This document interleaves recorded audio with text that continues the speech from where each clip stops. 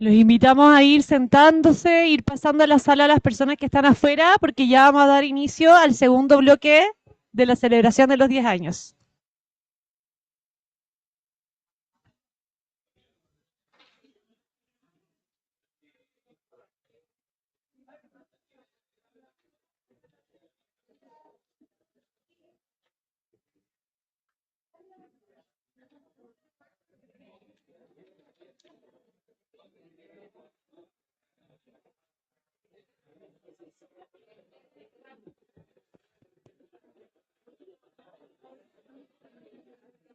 Benjamin.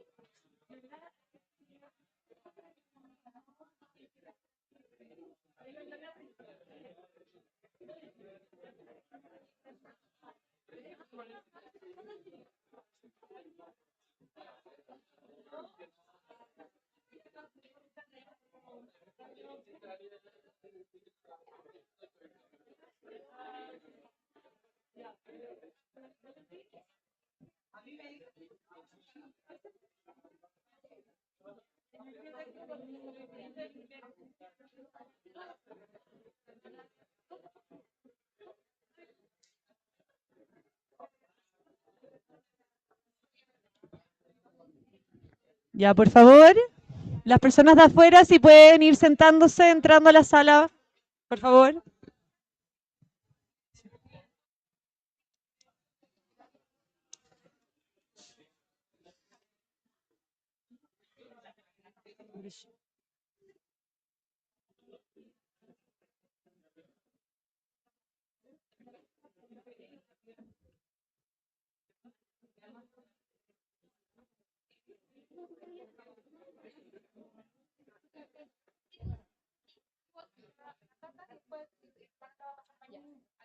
Sí, yo me siento donde el piso, en cualquier parte.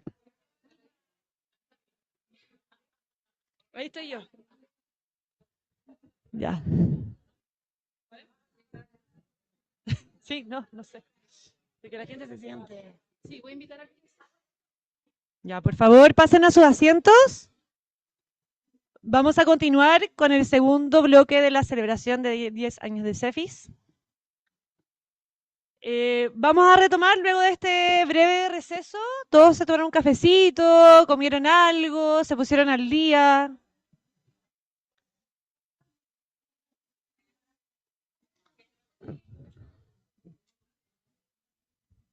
Ya, entonces, para continuar, es un honor poder presentar a nuestro expositor principal de hoy, Benjamin Bellegy, que es el director ejecutivo de Wings. Wings es la mayor red global de apoyo a la filantropía que conecta más de 230 organizaciones de 60 países, la que a su vez conectan con cerca de 100.000 entidades filantrópicas alrededor del mundo. Wings produce conocimiento sobre tendencias y prácticas filantrópicas en distintas regiones del mundo, desarrolla herramientas y estándares de desempeño, y propicia además espacios de participación para la filantropía en discusiones multisectoriales a nivel internacional. En esta red, de la que CEFIS es miembro activo, se encuentran muchos de nuestros socios internacionales, a quienes aprovechamos de extender un saludo afectuoso a la distancia, ya que sabemos que hay varios conectados aquí en el link de Zoom. Hoy, Benjamin compartirá con nosotros algunas ideas respecto a la iniciativa para la transformación de la filantropía, un esfuerzo que ha sido liderado por Wings en base a las propuestas del sector para enfrentar los complejos escenarios actuales que estamos viviendo a nivel global. Al término de la presentación, tendremos un espacio para algunas preguntas del público, si nos da el tiempo. Y para quienes nos siguen online, les recuerdo que pueden hacer algunas preguntas a través del chat o la cajita de preguntas y respuestas que existe ahí en el nivel de Zoom. Así que, por favor, Benjamin, te invito a pasar acá adelante. Muchas gracias.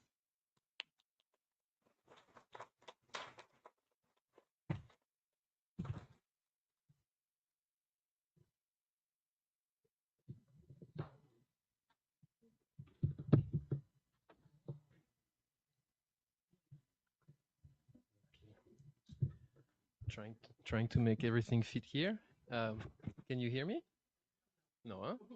I can't hear myself either. ¿Pueden me escuchar? Entonces, no es discriminación al inglés.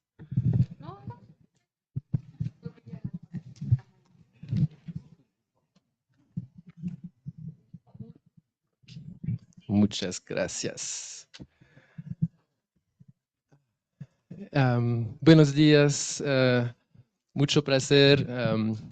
I will unfortunately make the presentation in English because my Spanish was taken over by Portuguese. I live in São Paulo since almost 10 years, and so I still understand pretty much everything in Spanish, but I think it's better for everyone's sake that I stick to English for this presentation. But it's a real honor to be here with you. It's a great pleasure to celebrate CEFIS anniversary and reflect together on the transformation of philanthropy in a fast-changing world. So first, I want to say that CEFIS is a very dear and long-time partner and member of our global community, as it was just said. And I really think that their work embodies the spirit of collaboration, and it exemplifies how academic knowledge can be really leveraged to be put at the service of catalytic change, and not just for the sake of knowledge. And I want to celebrate their leadership in strengthening the philanthropic ecosystem in Chile and in the LAC region, and I wish their teams, their board, their students, feliz cumpleaños y mucho suceso para los próximos 100 años. I first discovered CEFIS in 2017, and I was really impressed by their commitment to leveraging academic insights to strengthen giving, philanthropy, and civil society in the country. Its former director, Magdalena Aninat, joined our board and stayed on our board for 6 years, and was really instrumental in helping Wings also build its strategy to support the ecosystem for philanthropy in the Latin American region.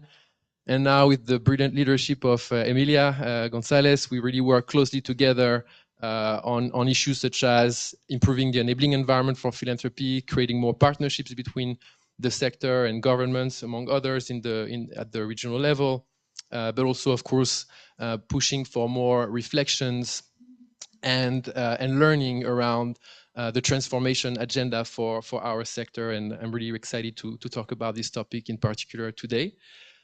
So before I dive into our topic, just let me tell you a little bit more about me and what brought me here today. So I was born and raised in the south of France, as you may hear from my accent. I studied communications, networks, political science, and I was always aware of environmental, social challenges and wanted to be part of the solution, but I never really thought about working in philanthropy or working in development or international solidarity or anything like that. What really brought me to this space was actually my love and fascination for a country called Ethiopia, and that's where I went after my studies.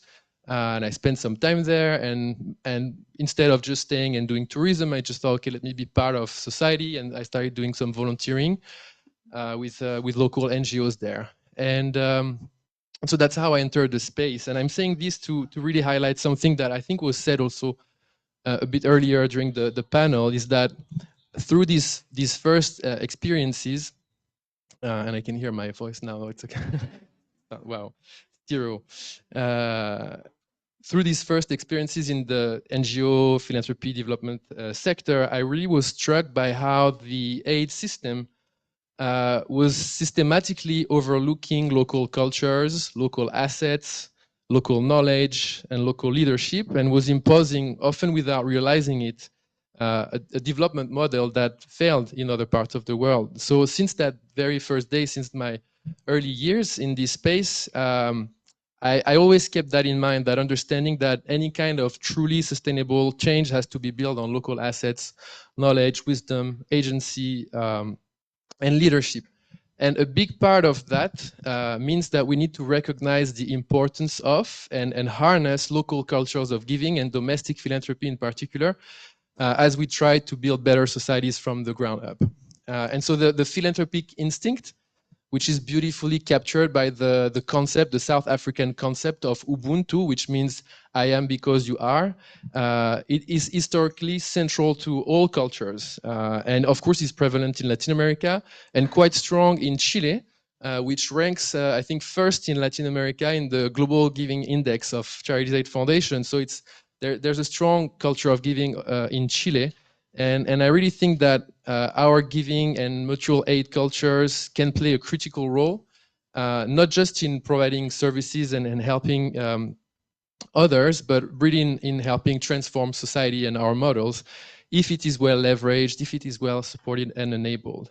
So as you can see, I'm describing here philanthropy in the broadest possible sense as private resources for the common good, which do not belong only to corporations or families, wealthy families, but really to every human being, and has different manifestations. And at Wings, and I'll present briefly the network, but we really represent this whole diversity of private resources for the common good. And so we work with organizations that support grassroots giving, community philanthropy, individual giving, as much as corporate philanthropy, venture philanthropy, impact investing, and so on. So we have that big tent to bring everyone together and reflect together on how we can be a force for good and force for transformation in society. Today, philanthropy is, it's estimated at a bit more than $800 billion a year in terms of financial flows. Including 300 billions in foundation grants and foundation operations. Endowments, which are particularly present in North America and Europe, represent $1.5 trillion at least, probably more. It's interesting to note that the biggest chunk of philanthropy in these numbers is not from institutional philanthropy, but is actually from individual giving by far. So it's a good number to keep in mind when we think about unlocking the potential of philanthropy and giving. And it's also really interesting to think about the potential to grow these resources, because we have what we have today, but we could have much more resources coming from all levels of society going to solve social issues. There is an estimate that in Asia only, we could unlock $700 billion per year if we had the right infrastructure, the right legal environment, and so on, to harness the resources that are there. In a place like Brazil, it's around at least $5 billion. We should calculate it for Chile, but I know a lot of that is already starting to be unlocked thanks to the work of CEFIS and the community here to help improve the environment. So we'll talk about that a little bit. So this is what we're trying to do at Wings. It's really unlocking the potential of philanthropy, both in growing the pie, but also making these resources more impactful, more transformative. So we're a global network. We're headquartered in Sao Paulo. That's why I live there since 2010. We have 250 members, as it was said, and they they represent philanthropic networks, intermediaries, academic centers, and foundations and funders who together really help create a stronger field for philanthropy. And so in Chile, we have, of course, CEFIS as a member. We have also Empathy, and 43 members across Latin America that work together. They have their own group. And so what we all do together as a network, as an organization, is to do three things, three levers we see to unlock better and more philanthropy. One is trying to address the policy environment. So together, how can we talk to governments? How can we learn from frameworks that have produced good results in terms of growing and facilitating philanthropy? How can we help accelerate positive change in regulatory frameworks and also in partnerships? So how do we build the bridges so that we can have more blended finance, more partnerships between government, business, philanthropy, both globally, but also supporting our members to create these bridges at the national level. That's one part. The second part is what I'm going to focus more on about today, is the need to push for change in the how of philanthropy, how it's being done, because we're really seeing that we could have so much more impact if we were working differently, including with more collaboration. And so we have a whole philanthropy transformation initiative framework I'll share, and we also have campaigns, for example, around climate, trying to influence the sector globally to integrate big issues like climate transversity into their work. And the third area of work that we engage in with all these members around the world is what we call ecosystems building, and that's trying to figure out how we can create the institutions, the knowledge, the data, the connections that we need in a certain place, in a certain country, in a certain region to unlock philanthropy. So we have mapping methodologies, we have different tools that we're using to help strengthen the infrastructure for the sector in specific contexts. So That's what Wings is about. So let me just breathe a second, because I'm going to start to talk about transformation. I'm getting there. And yes, our call to action for philanthropic actors to come together and think and act differently is quite simple. The idea is that philanthropy, as usual, is just no longer an option in today's world. Yes, philanthropy is a human instinct, and we need all forms of philanthropy, including charity, including the more traditional ways of doing philanthropy. But we also have to do everything we can to unlock our full potential and play a transformative role in society. And a central reason for this urgency is the polycrisis that we're facing. The polycrisis is a concept that simply highlights that we're confronted to multiple massive, deep systemic crises. For example, the climate crisis, the biodiversity collapse, rising inequalities, rising authoritarianism, disruptive technologies, and so on and so forth, and that these crises add to each other and create a sort of existential risk for humanity, and are going to impose more and more shocks to our societies. So we're not in a normal situation, and we need to figure out how, as a sector that is about the love of humanity, we respond to that situation, which is unprecedented.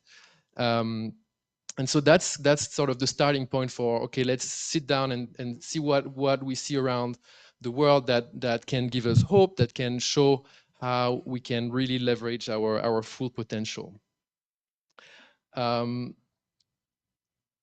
So solutions are there, solutions exist, resources lack.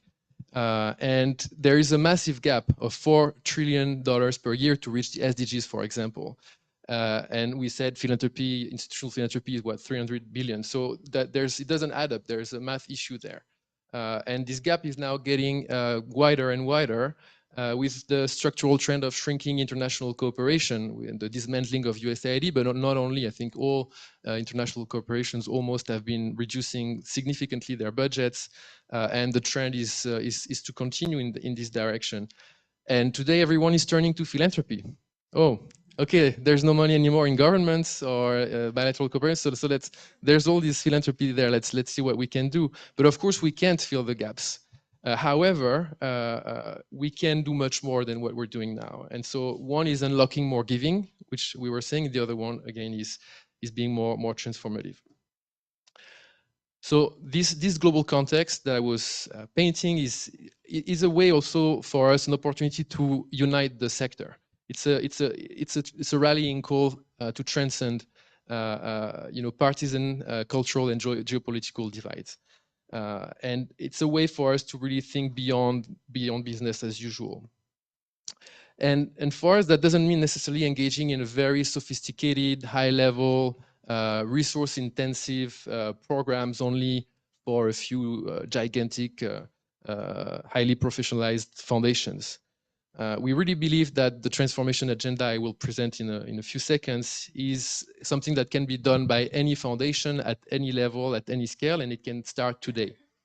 And actually many, of course, have started to work on this journey, and there's so much knowledge and experience we are learning from.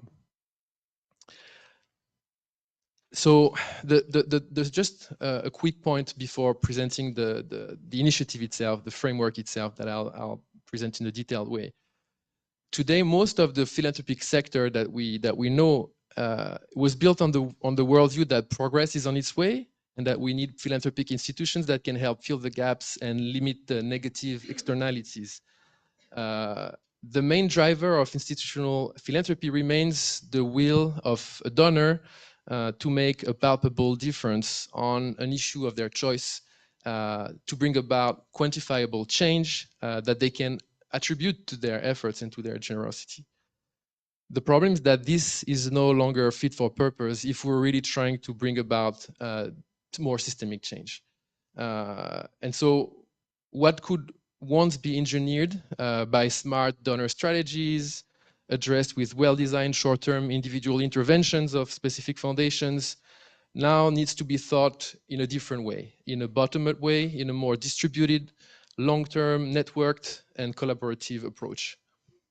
siloed strategies and narrow focus on immediate results can still produce short to mid-term effects, as it was discussed earlier today, but they won't move the needle on our issues. And even their relevance might end. They might become obsolete quickly with the shocks that we were talking about earlier. And in any case, we don't have, again, the scale to fill the gaps left by governments. But we have so many critical assets that no one else has. And that is, we can use our flexibility and our independence to think long-term. And we don't have to work under the tyranny of short-term results. Actually, we impose that tyranny on ourselves oftentimes, but we don't need to. We can think long-term. We can take risks, we can trust, we can innovate, we can build bridges between policy, markets, civil society.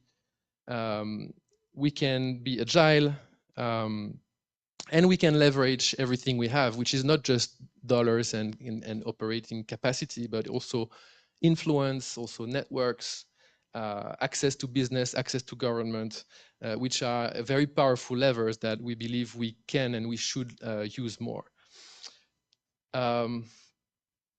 So yeah, I believe that we have an incredible opportunity today to accelerate and deepen our impact in ways that are also unprecedented, like the crisis we were talking about. And the great news, again, is that a lot is happening around us, including here in Chile, including in Latin America. So, the Philanthropy Transformation Initiative. What do we do about all of that, given that context?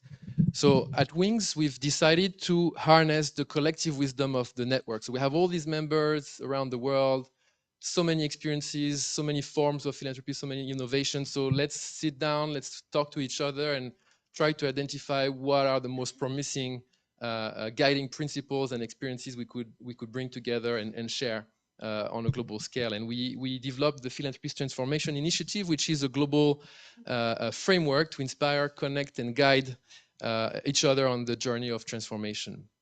So we mobilized more than 40 networks, dozens of interviews. We've listed more than 250 resources, reports, tools from all these members, including from CEFIS, actually, that are also listed there. And we came up with two things. One, it was 3 mindset shifts that we feel the sector needs to embrace, and then a list of 10 principles that can guide action for transformation. Oh yes, we can use, well, you know, yeah, that's great. Yeah, that's great. You can stay on the previous one. Yeah, I have this. Do I have this one? No. Look at that. I have that. It was lost in my papers. I thought I would take a few notes to support the presentation. I didn't know I was going to write a book. So now I have that, and I will use it. Yeah. So these are the mindset shifts that we identified and that we believe are necessary for everything else to happen. Because if you want to change the way of working, you need to change the way you see yourself, your role, and so the three elements are there. The first one is, again, I was presenting a little bit the setting of philanthropy, mostly about what we're trying to achieve, how we're trying to track the change that we're able to affect with our efforts and with our grants and our work, and it's kind of centered around us. And so obviously that limits our capacity to take risks, that limits our capacity to be a collective player, that limits our capacity to be bold and to just think differently about our impact. We want something concrete, immediate, tangible that we can attribute. So we need to shift that mindset to a mindset of from attribution to contribution, realizing that we can only bring about change at scale by influencing governments, markets, other players, civil society. And that means working differently. That means working as an enabler, and you might not always be able to track exactly what has been your direct impact, but you know you've contributed to a change that is greater than yourself. So that's become from an achiever to an enabler is a big mindset shift. The other one is about leveraging all our assets. I was referring to that also in the framing. Philanthropy, we tend to think about, our grants or our operations as really the thing. But we really need to think about all the assets. I mentioned that one of them is the endowments, or our reserves, the way we invest our resources. That's $1.5 trillion globally. So if we were using that for impact investment, if we were using that for impact, then we would have such a greater impact. And so how do we align our culture, our values, our endowments, our leadership style? How do you align everything behind the mission and not just the grant making? Is another mindset shift to really unlock our transformative impact. And the third one is really about trying, and it's not easy, but in this context of crisis, is thinking how can we at the same time address immediate needs, because we're overwhelmed with the needs surrounding us, and at the same time think about our work for the long term and to sustain future generations. And that's also about, for example, integrating that climate lens transversally into the work that we do. So that also takes a mindset shift of integrating the urgent needs with the long-term needs and having a more kind of holistic vision of the change we're trying to bring about. And so once we have those mindset shifts in place, and we'll talk about that later, how does that happen? It's going to take a lot of work and reflections and space, but once we have them, these are the 10 principles that this network came up with about how we can become actors of transformation. So I'll just go through them here. So the first one is about being accountable. So act with transparency, openness, and accountability. So the principle calls on philanthropic actors to be clear about their intentions, their decision-making processes, and the use of the resources. Because transparency builds public trust and strengthens legitimacy. It includes publishing grant information. It includes sharing both successes and failures. And it means being answerable not only to board for donors, but also to the communities that are affected by the funding decisions. So for example, organizations can create open reporting dashboards or host public listening sessions or establish mechanisms where grantees and communities provide feedback that directly informs strategy. So openness is not a communications exercise, it's a governance responsibility that ensures philanthropy is part of democratic and just social infrastructure. The second point, be bold, which the long version of it is view philanthropy as risk capital. We talked about that also already today quite a lot. The principle is about embracing philanthropy's unique ability to take risks and that governments and markets cannot take. Philanthropy can test unproven ideas, seed movements, fund early stage innovations. So I've already mentioned that, so I won't spend too much time on it, but that's one of the critical ways we can have a greater impact. The third one is an interesting one, share power. It's really about practicing trust, about distributing power and supporting local agency. Because again, in a context where there's so much complexity and we cannot engineer in a top-down fashion our responses, so we need to work through trust, enable those who are closer to the issues so that they have the flexibility, it was also mentioned today, the flexibility to react, to respond, and to find the best solutions for the long term. It cannot, the change we're talking about cannot be, completely stick to boxes and log frames. So we need that flexibility, we need that trust, and we need those strong relationships for the future. Actions there will include participatory grant making. It will include providing unrestricted multi-year funding to organizations. And of course, as we said earlier, recognizing local knowledge, local expertise, as much as institutional knowledge.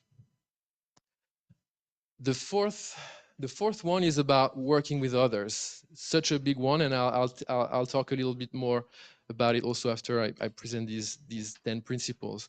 So it's about engaging with relevant actors and sectors through multi-stakeholder partnerships and joint action. So transformation really happens when philanthropy can collaborate across sectors with governments, business, civil society, and affected communities to drive collective solutions. So I think the point about inclusion that that you brought was so critical, because these partnerships have to have inclusion really at the heart if we want to have a real positive effect.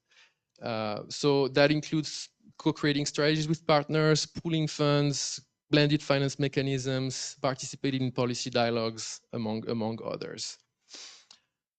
And the fifth is one that is quite transversal, quite central to the whole agenda of transformation, is about building the ecosystem, building the infrastructure, which is one of the things Wings and our members are actively working on.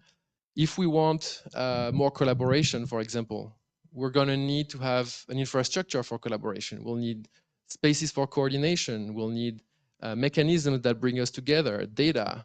We'll need capacity. We'll need talent. We'll need a number of functions, an infrastructure, an ecosystem that is going to enable these collaborations. If we wait for them to happen one by one, actor by actor, it's going to take centuries. So we need to figure out ways we accelerate these partnerships, and that means creating an ecosystem. If we want to have better regulations for the sector, as we said earlier, we want to have incentive, we want to help philanthropy to grow in a certain place, we're going to have advocacy capacity. We're going to need some data to prove the impact of the sector and what could happen if those incentives were in place. So it's going to take also investments in the ecosystem, and it goes on and on for the whole transformation agenda. So that's a very critical one. And so there are many examples that we could mention, and I may go back to it a little bit. The sixth point is about aligning action with values. So it's very connected to the mindset shift I was talking to you about earlier. So really thinking about governance structures, leadership roles, internal culture, all of that should really reflect the values and the vision of a foundation, so that we don't have a kind of a disconnect between what we're trying to achieve in society and then the way we are operating as organizations and institutions, for example.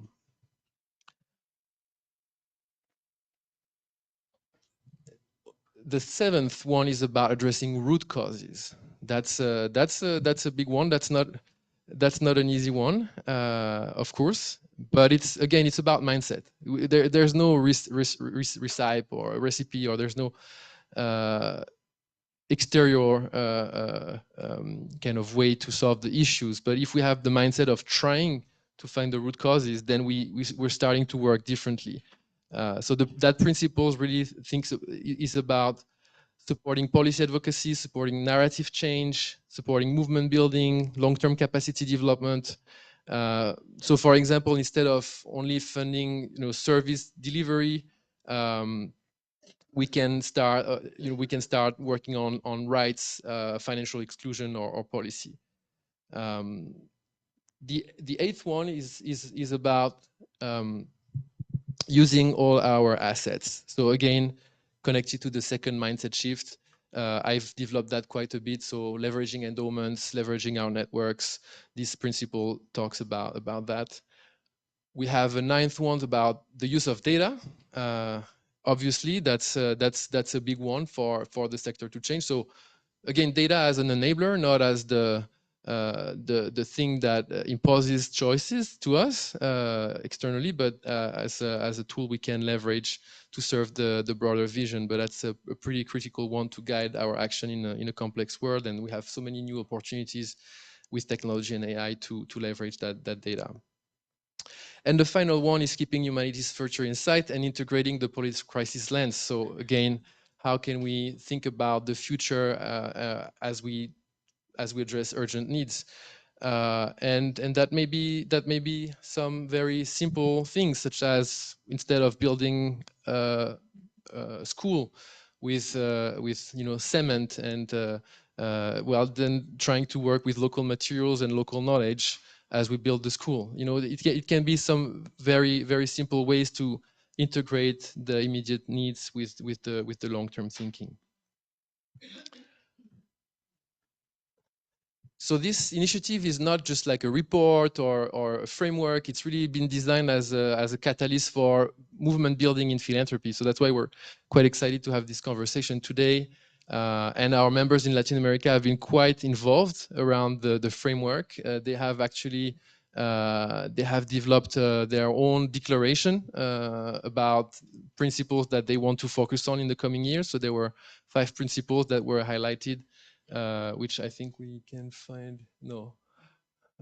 But anyways, we have 5 principles. I know that there was the one around trust, there was the one around collaboration, the one around investing in ecosystems, and a few others. And since then, our members in the region have been very active, and they've shared with us like a great number of cases, of concrete cases from foundations and philanthropies in the region that are walking the talk around on these 10 principles. We have a few from Chile and I think about 40% of all the cases again are from the region. So the goal for us is now working with all these networks to push for conversations, for discussions, to continue to identify and document what's going on.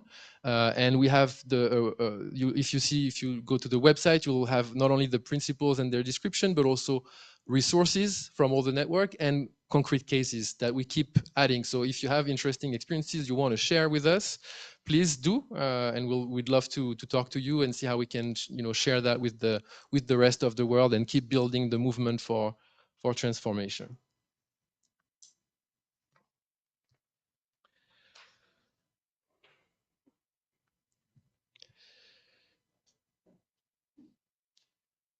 Oh, these are the five principles that our group, our Latin American group, has defined as priorities. So accountability, collaboration, investing in ecosystems, alignment with values, and root causes.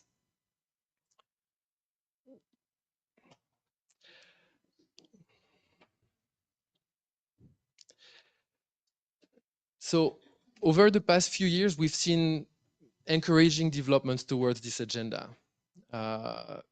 It's still too slow, and I'll talk about that a little bit, but we've seen really interesting movements.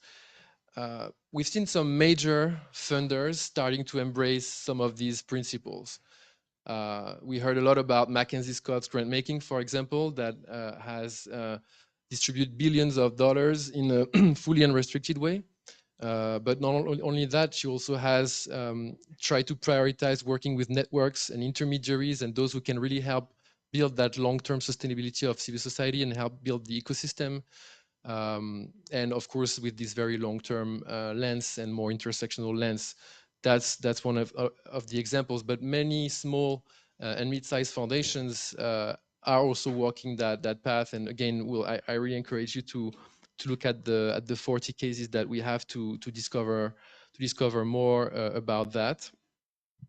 We also see that there is a growing interest from various funders in getting funds directly to communities and to strengthen networks and proximate intermediaries. So community funds, social environmental funds, women's funds, indigenous funds, territorial funds. So there is an appetite to understand how to work with this kind of actors that are very beneficial for long-term sustainability and for agency of communities in the way development is happening. Another positive trend and evolution that we see is of course around collaboration, including multi-actor collaboration. We talked a lot about that, but it's really, I mean, it's still slow in terms of concrete practice and actions, but the narrative has shifted, and the norm is now that we need to collaborate, and we need to collaborate across sectors. But we still need to see more concrete initiatives happening. A couple of examples that I've seen recently. I was just in New York for UNGA a month ago, and there's a very important group of foundations that have decided to come together to create a funders roundtable on development. So it includes like big US funders like OSF, Packard, Hilton, Humanity United, Ford, and many others.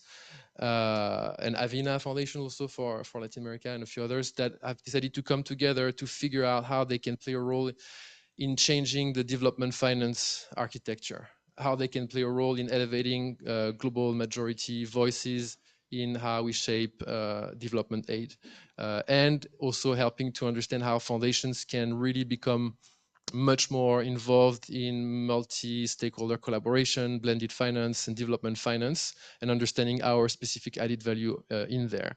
So that's an encouraging side that, you know, an important collective is trying to position itself around these issues and engage the broader sector. But I also want to give another example of the growth of these multi-stakeholder collaborations. Actually, in Argentina, one of our members, GDF, which is the National Association of Foundations in Argentina, started a really interesting project a couple of years ago to create at the city level some coordination spaces and collaboration spaces between local government, local business, local civil society, I suppose local academics, I hope, and local philanthropy. And the goal is to just understand who is doing what, if there are some overlaps and interesting things they would like to do together. And I know that in some cities, for example, they said, well, we're going to work on digitalization of education because the government, it's a priority of the government. The companies have technologies they can share for free. Foundations also work around education. So it has helped to generate actual concrete collaboration. And so we see that trend of spaces for collaboration coordination being created. But again, we need to accelerate that. And to accelerate that, we need to better understand what is already in place for that collaboration and what needs to be created. And so that's where the idea of strengthening ecosystems and doing mappings of the philanthropic ecosystems and the infrastructure, in this case for collaboration, is really important. And so we've done a mapping with Latinpacto. I mean, we supported Latinpacto to do specifically a mapping in Latin America of the multi-stakeholder partnership mechanisms to support climate and biodiversity. And so they identified 13 of them, and there are lots of really interesting recommendations on how we can accelerate the movement. And we're doing something similar right now to map the climate philanthropy ecosystem in the Pan-Amazon basin. So again, we go back to the question of the importance of the infrastructure or the ecosystem, this point 5, right? Because again, accelerating collaboration is going to take these kind of investments in the infrastructure for collaboration. So this is why we need to think differently about investments in ecosystems, really from the idea of multiplier effect. It's not just like what I can achieve with my resources directly with a program or service delivery, but if I invest in networks, in research, in data, in collaboration, and so on and so forth, then I can really have an incredible multiplier effect. Actually, a great example of that is the work that CEFIS did in Chile to help influence and create a new donations law in 2022, which, from what I understand, had helped generate $56 million in a year. I mean, I'm speaking under your control, but 56 million. 56 million pesos. Yeah, 56 million pesos in a year. But if you compare that to the investment that was, yeah. So and if you compare that to the investment that was needed to influence policy, to give the data to policymakers, etc., it would be interesting to calculate the return on investment. But I would bet it's beyond 1,000%. So it's really important to think differently about these investments in ecosystems to support the broader transformation. But yeah, so despite these positive trends, and I think we're done. Yeah. Well, I'll just stay here for now. So despite these positive trends, the overall transformation of our sector is not yet happening at the pace that it needs. And so that brings me to a bit of a final reflection on the levers and the blockers for transformation. Because we know how to provide technical guidance on how to implement change or how to do this or that, but it's harder for us, again, as we were saying earlier, to understand how we bring about these mindset shifts. And so at an organizational level, what we've heard a little bit in terms of blockers or levers is that there are two levels that we really need to get on board if we want transformation and new ways of working. One is board, of course, the governance. It's not always easy. Boards are not always from the sector, or they might be a bit more risk-averse sometimes. So there's work to be done on that level, and then also sometimes at the more like intermediary program officer levels in foundations that have been there for a long time and are used to a certain way of working, and are used also to seeing their added value in bringing expertise, and then sometimes change might look like losing their own the recognition of the expertise. So there is also a really interesting space to create there, to have communication, to dialogue on with that level, also to make change easier in organizations. Because yeah, how do we accept to relinquish control, to recognize community's agency without feeling deprived of our own value? How do we accept to be contributors to a greater change rather than be able to attribute a direct outcome, as we were saying earlier? And so we will need safe spaces for that at the board and leadership level, to engage in deep reflections on what we value, on how we could be more aligned, and on what risks we are ready also to take to respond to the critical moment humanity is facing. And I also wanted to mention another dimension, which is more personal. And it's really that we also maybe will have to look inside, not just as institutions, but also as persons, as individuals. Because again, the mindset shifts touch on very personal things and drivers and personal motivators and personal worldviews. And so I realized a bit after we proposed the 3 mindset shifts, that each one of them actually had a direct correspondence or resonance with what could be more of a personal kind of transformation agenda.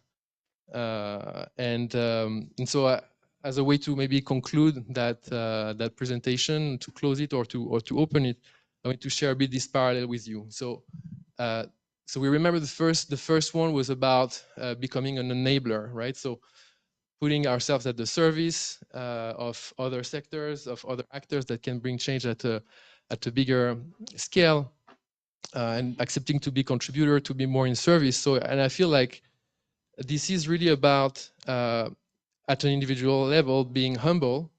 It's about being of service without, without waiting for a return. And so that is also maybe a definition of love. So there's a call for being an invitation to love.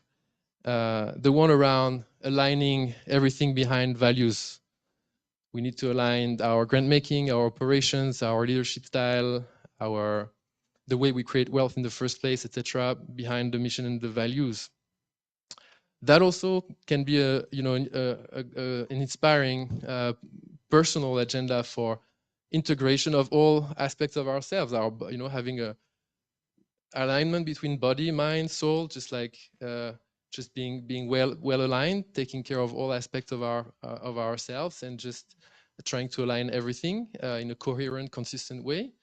That also, I think, appeals to this personal transformation, and the integration of the short-term emergencies and the long-term needs, and thinking about future generations also calls us to again, to be at the service of future generations, to become good ancestors, future ancestors for next generations. So we're going from enable, align, integrate to love, be one, and across generations. So somehow I think we have to find ways to build the connections between these individual, institutional, and field transformation. And at all these levels, we're going to need learning, humility, courage, and ambition to leverage our unique strength. So I invite you to join us, to join Wings, so we can make this journey together, and invite you to add your voice to this call, a call to invest in ourselves, and a call to be more humble individually, but also much more ambitious collectively. Thank you.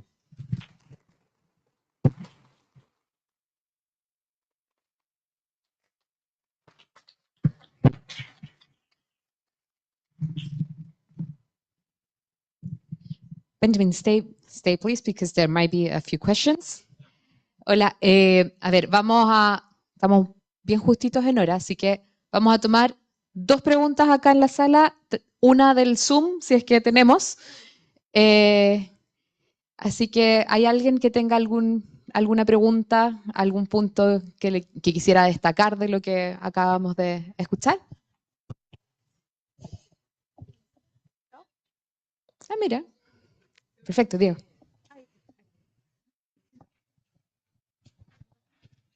Hi, my name is Matias Fuentalba from Fundación Cosmos.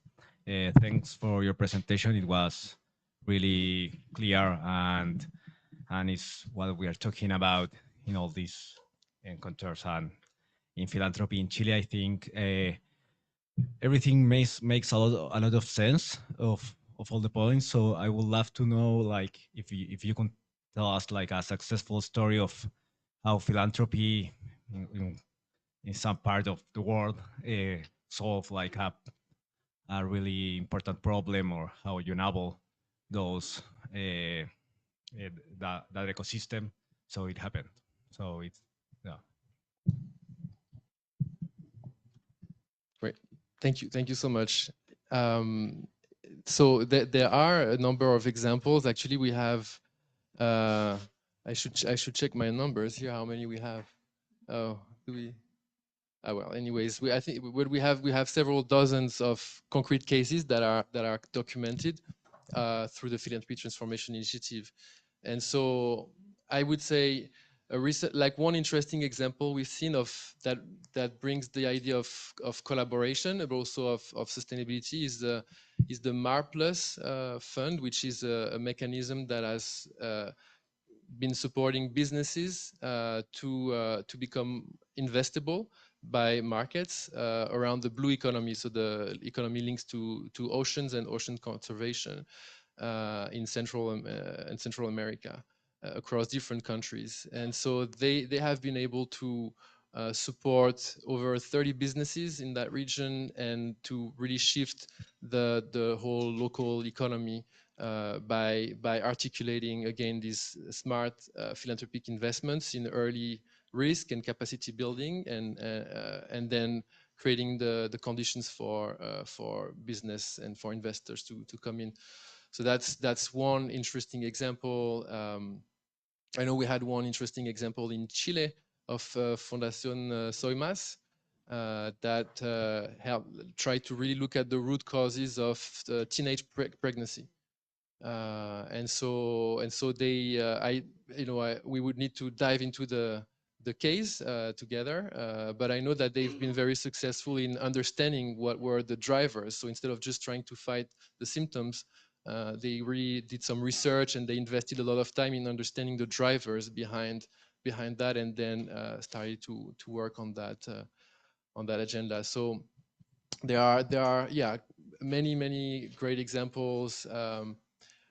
In terms of investing in ecosystems, we could mention, Giving Tuesday. We have Giving Tuesday in the room, and they've been quite successful at helping to create more resources, more philanthropy, more giving for civil society in the US a lot, but also in other parts of the world. And there again, so those who have helped invest in this case, the Gates Foundation played a critical role because nobody wanted to fund that. Because it's not as interesting as funding a school, or you're funding a campaign. You don't really know where it's going to go. So to the earlier point about attribution, but then you can generate billions. So the case of Giving Tuesday, I know they've generated tens of billions of dollars for civil society with investments from Gates Foundation that were relatively minor. So the return on investment, the success is massive, and I think we should again calculate more the return on investment in the case of CEFIS, but I'm pretty sure it's also massive. So these are other examples of the investment in ecosystems results. Thank you. There was another question on Zoom about the use of artificial intelligence to find patterns on the way philanthropy is working around the globe. That's a great question. I don't know, but I know that we see more slowly, but we see foundations starting to mobilize around AI more as a societal issue and also as a potential driver for impact. But in terms of leveraging AI to understand giving patterns, I'm sure they do. And actually Giving Tuesday, again, does a lot around leveraging technology to understand giving patterns. So I'm sure they have some data around that. But I think overall, because we lack investments in data, in research, as a sector, as the sector of infrastructure, then I think we have opportunities that we're missing to better understand how we could leverage AI. But yeah, I think the examples I have around AI are more about foundations coming together. There's been a big launch recently of Humanity AI or AI Humanity, with some big US donors that are pooling resources to help create more safer and more human technologies and AI. So there's work going on, and at Wings we're actually thinking about, but that's not official, but we're thinking about doing a similar campaign to the one we had on climate, which has had like 900 foundations signing to say we want to integrate climate transversely to our work, etc. So it's been a successful global campaign around climate. So we're thinking about doing the same or something similar around disruptive technologies and AI, and trying to encourage foundations to integrate these questions transversely into their work.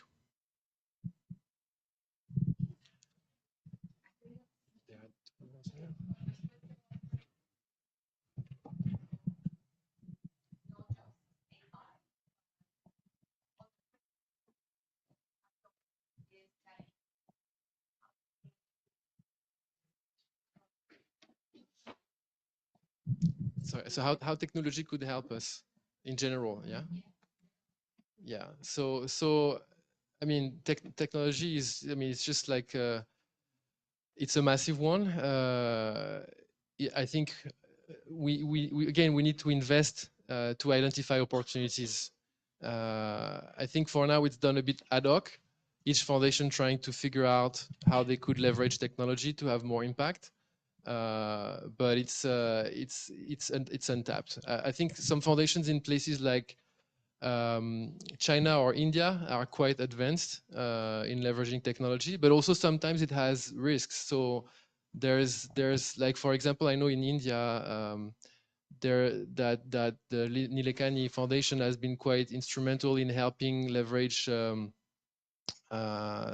digitalization to have identities for citizens. That a lot of citizens didn't have ID cards, so they couldn't access services, they couldn't access their rights. And so they had like, I know they had a massive impact because they helped create a kind of digital identity. And so like tens of millions of Indian citizens have been able to then start accessing services they couldn't access before. So it's been massive. But then at the same time, it brings issues around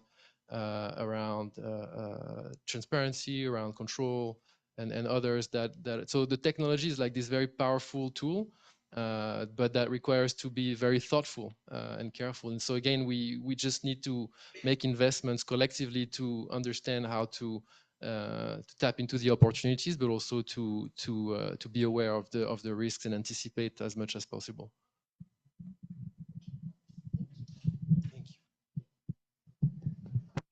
Thank you. Thank you.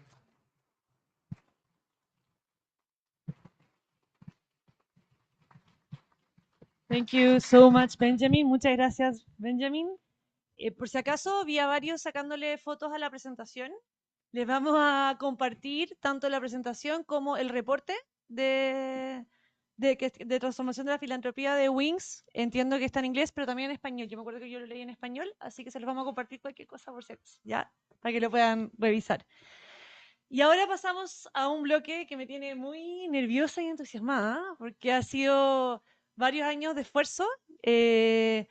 Y bueno, como institución académica, la Universidad Adolfo Ibáñez ha destacado por su formación en posgrado, formación aplicada sobre todo, que permite a los profesionales de distintas disciplinas ir fortaleciendo sus herramientas, conocimiento y capacidades para llevar su desempeño al siguiente nivel. Y en esta tradición, en el CEFIS, tenemos un diplomado que se llama Dirección de Fundaciones y Proyectos Sociales, que busca fortalecer a personas que lideran equipos con propósito social para desplegar todo su talento en el sistema. Y este año, cuando elegíamos celebrar, con Magdalena, con la Emilia, la Coté, la Gabriela, decíamos cómo podemos celebrar y quisimos decidir hacer un regalo a quienes buscan ser cada día mejores profesionales por el bien del otro, que están trabajando, se están capacitando, fortaleciendo, y sabemos que no es fácil también tener los recursos para seguir capacitándose. Así que hoy tengo el agrado de anunciar además que el CEFIS va a otorgar una beca 100% completa para el diplomado de la Corte el próximo año. Y cuando mostramos esta beca tuvimos muchas postulaciones. Recibimos alrededor de 40 personas que estaban súper interesados. Fue muy, muy compleja la decisión. Yo sé ahí Magdalena y Emilia tomaron la decisión revisando todas las cartas de postulación, todas las entrevistas, los currículum. Así que estamos muy agradecidas de cómo se recibió esta convocatoria, que todavía hay personas interesadas en seguir capacitándose para hacer lo mejor que pueden en sus organizaciones.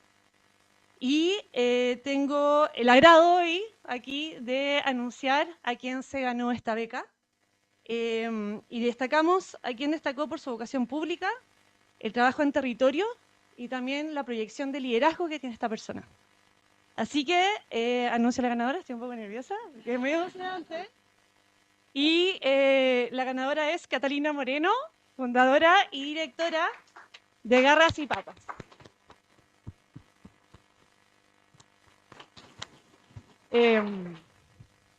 Ella no sabía, de hecho yo me enteré hace unos minutos, así que muchas felicidades, Catalina.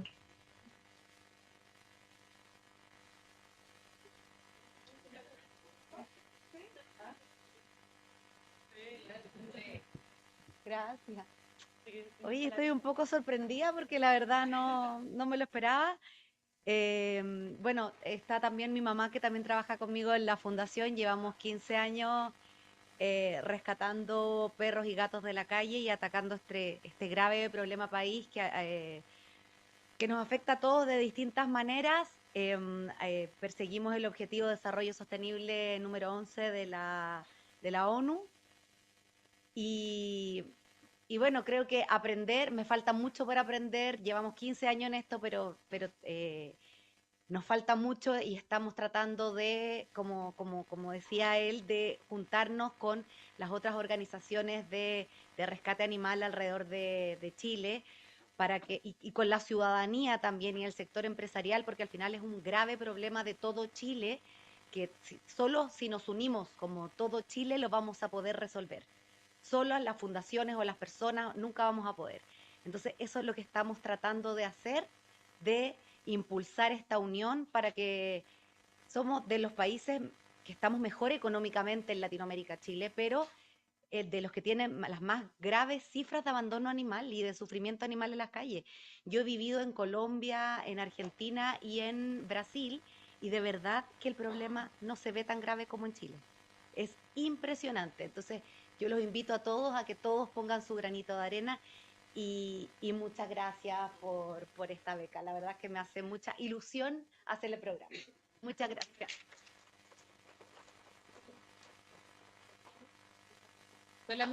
Solamente comentar que efectivamente fue difícil tomar una decisión. Teníamos perfiles muy distintos, distintos tipos de organizaciones, distintos tipos de trayectorias de carrera, todas muy meritorias. Pero lo que nos llamó la atención en este caso en particular fue cómo esto partió. De hecho, en la entrevista Catalina me decía, esto partió con una fiesta en el patio de mis papás para juntar plata para rescatar a 3 perros, y después fuimos las fiestas de los perros, etcétera. Y cómo desde ese movimiento ciudadano que creemos que es muy central en entender la filantropía no solo como una acción de los altos patrimonios, de las grandes inversiones, sino que también ese trabajo, talento, articulación que 15 años después sigue movilizando a grupos de personas que ya está establecido en distintos lugares del país, que está buscando conexión con problemas públicos y que va trayendo talento joven que ve acá no solamente una causa de entretención, sino que de despliegue de todo un talento profesional.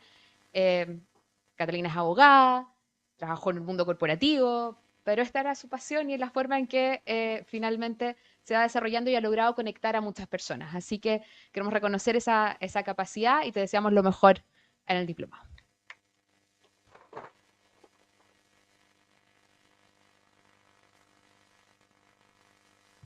Así que muchas felicidades de nuevo. Bueno, y para ir ya terminando, no nos queremos ir sin reconocer también a todas las personas, organizaciones que nos han acompañado a lo largo de los 10 años y que esperamos que nos sigan acompañando. Tenemos que reconocer y también construir ese futuro. Y entonces, para continuar, podemos, por favor, pasar adelante a María José Nodón, nuestra decana, Magdalena Ninat, la fundadora del centro, y a Emilia González, para que nos acompañen en la entrega de los reconocimientos que vamos a ir entregando hoy, para hacer el cierre. Cada nombre que vamos a ir acá reconociendo merece ser celebrada y una parte clave, y ha sido una parte muy clave de nuestra historia.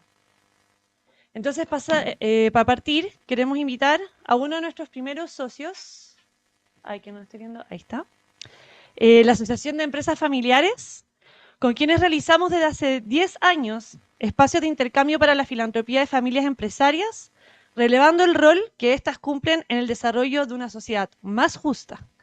Así que invitamos aquí a Magdalena Díaz y a Anne Traub, también creo que está, o sea, tuvo que salir, para pasar adelante a recibir el reconocimiento.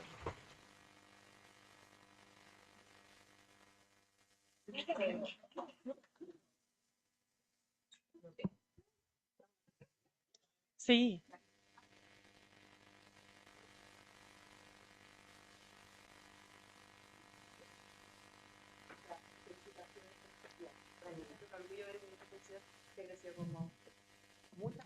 Gracias, Manu. También queremos destacar a la Fundación Reinaldo Solari por haber invertido desde la primera etapa del CEFIS en la primera generación de los estudios que construyeron nuestra línea base y además nos permitieron explorar nuevas temáticas. Así que muchas gracias acá a la representante Verónica Melero para recibir el reconocimiento.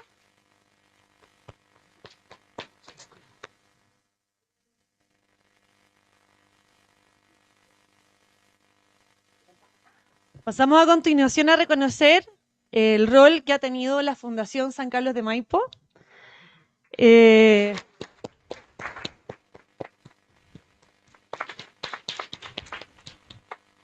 Como un gran socio comprometido siempre en el desarrollo de guías e instrumentos para fortalecer el gobierno corporativo y la toma de decisiones en las fundaciones. Así que aquí tenemos a Marcelo Sánchez, el gerente general de Fundación San Carlos de Maipo.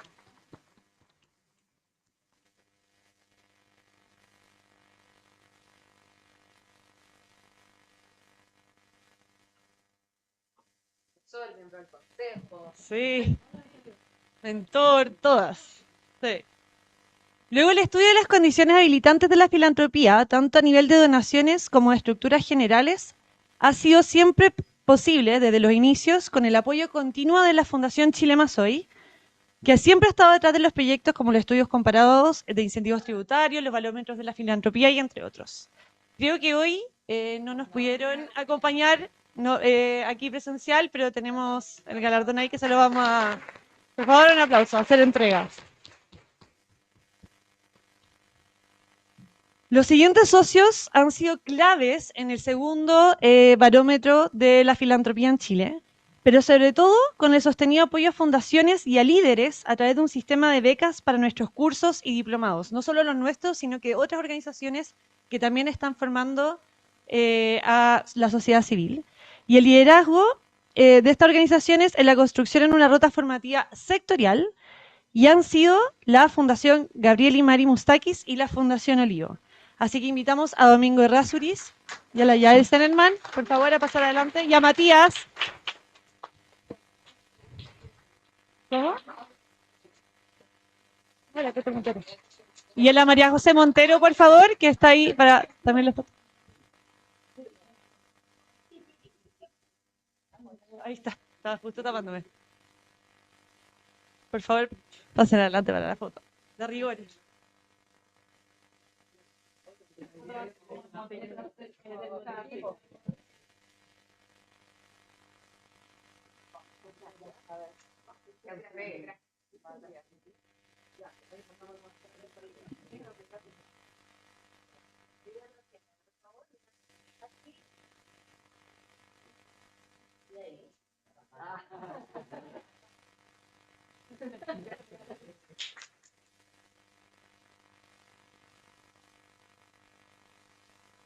A continuación queremos también reconocer a quienes han sido grandes aliados en la internacionalización del CEFIS, confiando en nosotros para llevar a cabo investigaciones regionales que nos han conectado con grandes equipos de Latinoamérica. Hoy no pueden estar presentes, de hecho están en Frutillar y Concepción con la COS, recorriendo las posibles futuras fundaciones comunitarias, pero ellos son CS Mod Foundation, ya nos reunimos con ellos el lunes y nos comprometemos públicamente a hacerles llegar su reconocimiento en estos días que están en Chile. Así que... Luego, porque el ecosistema filantrópico no estaría completo y no sería si no existieran las donatarias que despliegan su trabajo día a día en los territorios, queremos reconocer a un gran socio para pensar en grande y generar espacios de discusión, estándares e incidencia pública. Así que invitamos a Marcela Parada, de la Comunidad de Organizaciones Solidarias, para entregar el reconocimiento.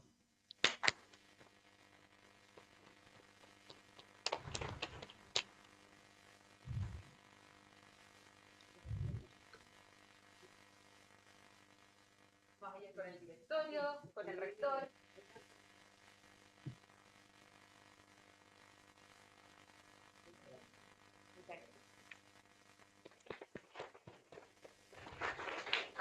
Finalmente, desde una escuela de gobierno, creemos que el rol de incidencia pública de la sociedad civil no puede darse por sentado, sino que debe entrenarse, relevarse y ser apoyado.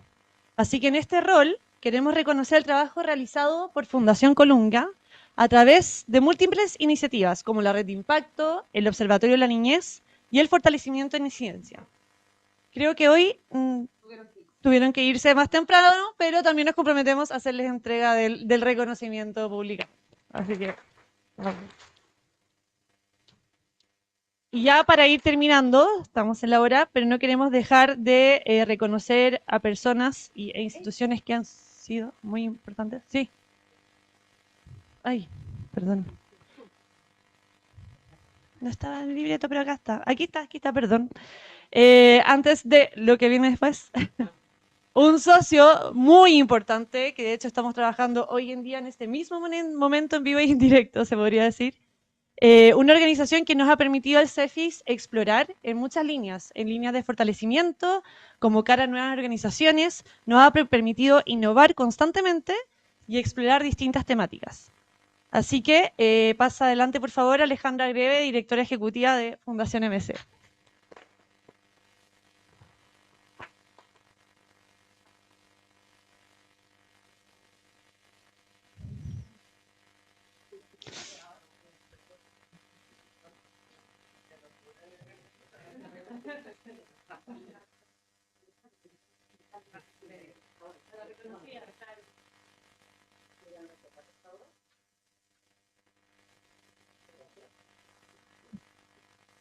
Y ahora sí, había una entre líneas por aquí, así que por eso pasó.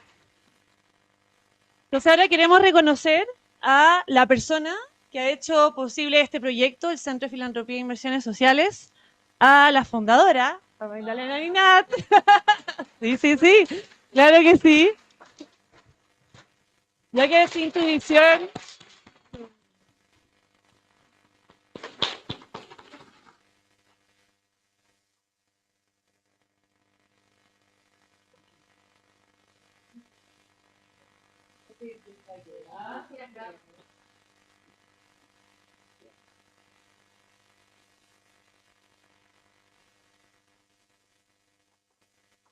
Claramente sin la Maida quizás, no sé. Así que, y finalmente, y ahí ya para ir cerrando, queremos reconocer a nuestra casa, a nuestro hogar, a quien nos hizo posible también que existiera este centro que es la Escuela de Gobierno, por todos los años de apoyo renovado. Ahí contaban que tuvimos varios decanos, decanas, hoy tenemos a nuestra querida María José Nodón aquí, por el empuje constante de ir por más, de darnos también la apertura de poder probar distintas posibilidades, distintos proyectos, y por creer en el rol institucional que un centro como el CEFIS ofrece al mirar el espacio público. Así que, por favor, María José, si puede recibir reconocimiento a nombre de la escuela y la universidad.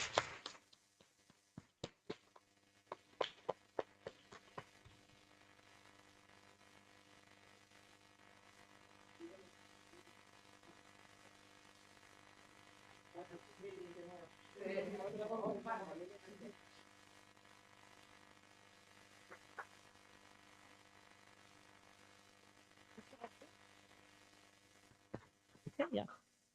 Así que con esto ya damos como ir cerrando el evento. Con esta última entrega damos por finalizar nuestra jornada. Así que muchas gracias a todos y todas los que estuvieron online, presencial, por acompañarnos. Esperamos seguir viéndolos. Hoy no se acaba la misión del CEFIS, sino que esperamos construir nuevos años, nuevos proyectos junto a todos ustedes. Así que muchas gracias. ¡Feliz cumpleaños!